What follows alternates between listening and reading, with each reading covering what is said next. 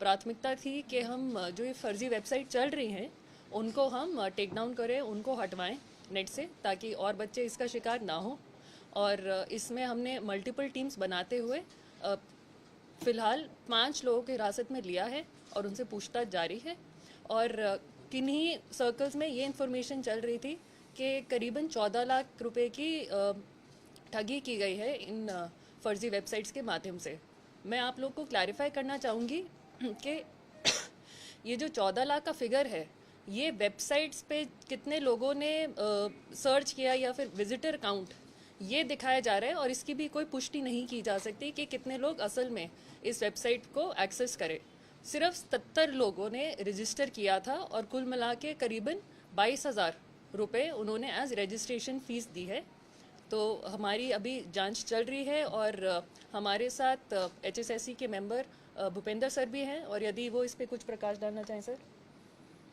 नहीं, हमारा तो जो पहला स्टेप था, जैसे ही जानकारी आई और कमीशन की तरफ से बैक एंड पर जो टीमें सोशल मीडिया के माध्यम से जो जानकारियां आ रही थी उन पे लगी हुई थी, तो ये जानकारी आते ही हमारे कमीशन ने एक्शन लिया और हमने पुलिस में कंप्लेंट की और पुलिस ने तुरंत कार्रवाई करते हुए उन 5 लोगों को गिरफ्तार किया है जो इस ठगी में सम्मिलित थे।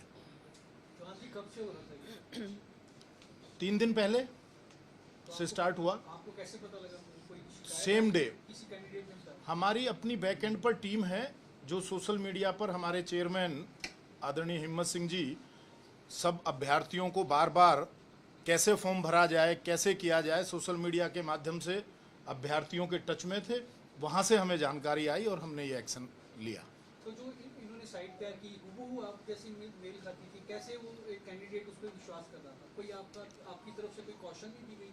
नहीं, हमने तो बार बार अभ्यर्थियों को कहा है सोशल मीडिया के माध्यम से भी कि साइट पर जो हमारा लिंक है उसी के थ्रू आप लोग अप्लाई करें, लेकिन फिर भी 77 लोग वहां गए हैं, तो कुछ बच्चे हो सकते हैं जिन्होंने वहां जाकर किया है।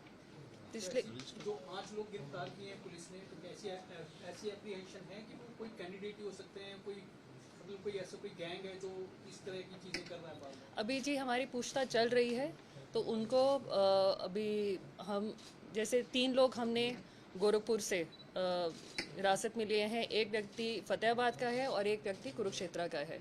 तो 5 से पूछताछ चल रही है साइमल्टेनियसली। तो ये एज अ गैंग ऑपरेट करते थे या क्या था, वो अभी क्लियर हो जाएगा में। डिस्क्लोज कर रहे हैं 5 का?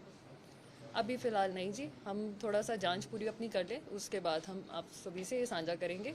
बट आप सभी के माध्यम से हम दोबारा से सभी कैंडिडेट्स को ये आह्वान करना चाहेंगे कि प्लीज़ किसी भी आप ऐसे एग्ज़ाम के लिए सरकारी वेबसाइट पर जाने के लिए इंश्योर कर लें URL में .gov.in, इसी URL पर जाएं और किसी वेबसाइट पे ना जाएं। और सोशल मीडिया पे जैसा कि इन्होंने कहा कि जो चेयरमैन सर हैं वो भी डालते रहते हैं कि करेक्ट URL क्या है, तो प्लीज़ थोड़ी सतर्कता बरतें और इन फर्जी वेबसाइट्स का शिकार ना होए।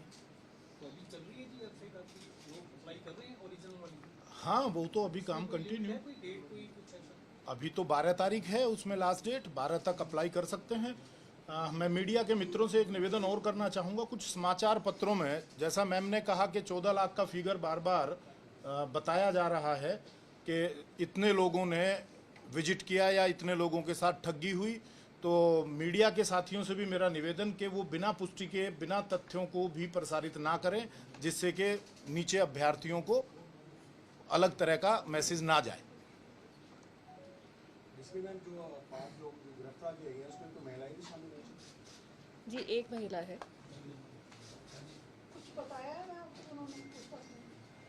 अभी पूछताछ चल रही है जी। अभी मैं आपसे बहुत सारी इन्फॉर्मेशन अभी धीरे धीरे साझा कर पाएंगे। हो सकता है कि और भी गैंग मेंबर्स हों तो वो सतर्क ना हो। कहाँ के से है ये जो पकड़े हैं? जैसा कि मैंने शेयर किया, 3 लोग गोरखपुर के हैं, एक व्यक्ति फतेहाबाद का और एक व्यक्ति कुरुक्षेत्र से। ये ऑपरेट भी वहीं से हो रहा था, गोरखपुर से ही ऑपरेट हो रहा था ये वेबसाइट? जी, जो सर्वर की डिटेल्स हैं, जो सर्वर पे रजिस्ट्रेशन की गई थी, वो गोरखपुर से की गई थी। एज ग्रुप कितना है? एज ग्रुप 25 से 40 के बीच में है जी। कुछ इनकी हिस्ट्री पर चली नहीं थी, पहले हिस्ट्री क्या है, वो क्राइम हिस्ट्री रही क्या है या नहीं? फिलहाल अभी कोई भी इनके क्रिमिनल एंटीसीडेंट सामने नहीं आए हैं, बट हम वेरीफाई कर रहे हैं।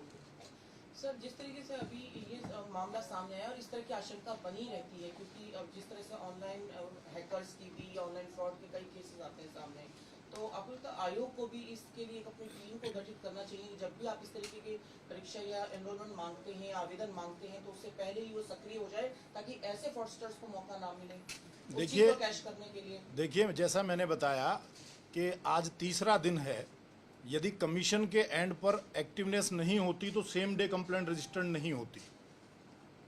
हमारे कमीशन के सेक्रेटरी साहब बैठे हैं, इन्होंने एप्लीकेशन सेम डे जैसे ही आया उसी वक्त हमने पुलिस को इन्फॉर्म किया और ये कार्रवाई 3 दिन में पुलिस ने सक्रियता से भूमिका निभाते हुए उन लोगों को गिरफ्तार किया।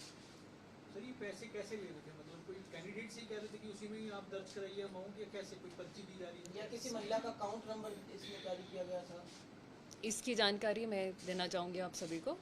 तो ये जो फर्जी वेबसाइट्स थी, इसमें वन टाइम रजिस्ट्रेशन करा रहे थे वो लोग सीटेट एग्ज़ाम के लिए, और वन टाइम रजिस्ट्रेशन फ़ी जो चार्ज हो रही थी वो QR कोड के माध्यम से जारी हो रही थी।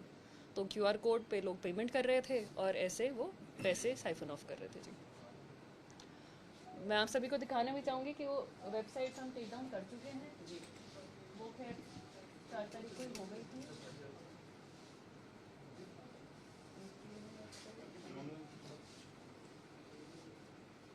यदि आप इनको अब खोलने की कोशिश करेंगे दोनों URLs को, तो ये लिंक नॉट फाउंड दिखाएंगे। और ये उसी दिन रात को 4 तारीख का ही हो गया था, ताकि कोई और बच्चा, कोई और अभ्यर्थी इसका शिकार ना हो। हाँ जी, और जो QR कोड, जैसा कि वन टाइम रजिस्ट्रेशन फ़ी के लिए था, QR कोड भी उस दिन डिसेबल करा दिया गया था। जी, थैंक यू, शुक्रिया जी। जो गिरफ्तारियां हुई हैं उनको बाहर हमने ओके, धन्यवाद आप सभी का। मैम सूची में हमें दूसरे केस के रिगार्डिंग हाँ जी, ma'am just wait for 1 minute, 1 minute will be out. Please आपकी जानकारी भी दे रहे हैं मुस्लिम। Yes yes yes. Will wait.